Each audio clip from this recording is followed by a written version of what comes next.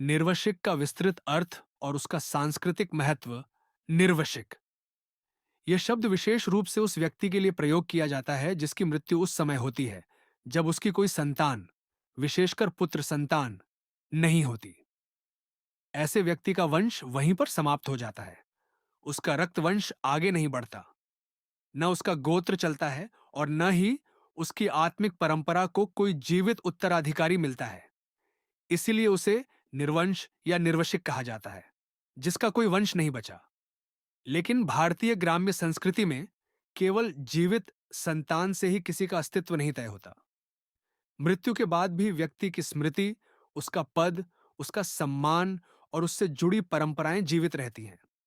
विशेषकर यदि वह व्यक्ति जीवन में सामाजिक, धार्मिक या ग्राम दैवत से संबंधित किसी महत्वपूर्ण अधिकार या सत्ता पर आसीन रहा हो।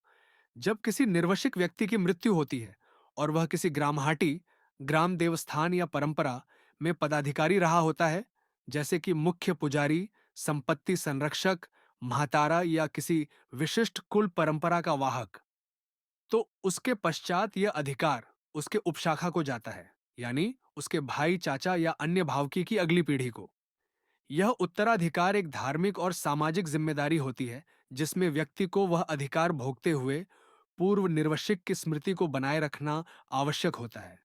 ऐसा माना जाता है कि यदि उस निर्वशिक की स्मृति या परंपरा की उपेक्षा की जाती है या अधिकार को लेकर विवाद, स्वार्थ या कलह उत्पन्न होता है, तो उस निर्वशिक की आत्मा रुष्ट हो जाती है।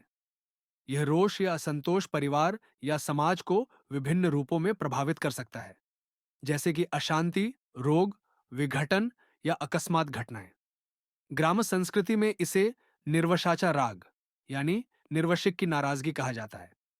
इसके अतिरिक्त वे सभी व्यक्ति जो मृत्यु के बाद पूर्णतया अंश विहीन, संतान रहित हो जाते हैं, उन्हें घरचा निर्वशिक यानी परिवार का निर्वंश कहा जाता है।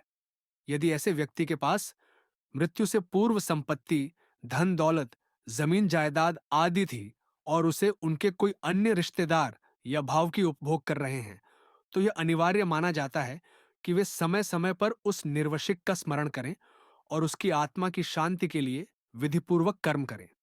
इस स्मरण विधि को निर्वंशाचा महाल कहा जाता है, जो सामान्यतः वर्ष में एक बार किया जाता है।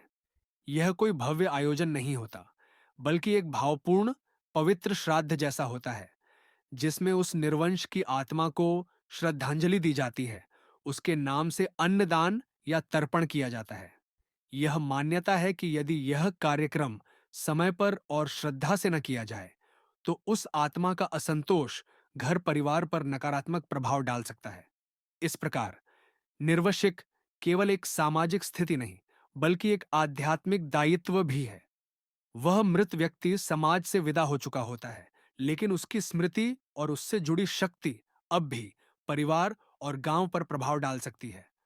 उसकी उपेक्षा केवल एक परंपरा का उल्लंघन नहीं, बल्कि संतुलन और न्याय के नियमों की भी अनदेखी मानी जाती है। गांव के बुजुर्ग और परंपराओं को जानने वाले लोग आज भी इन बातों को अत्यंत गंभीरता से लेते हैं।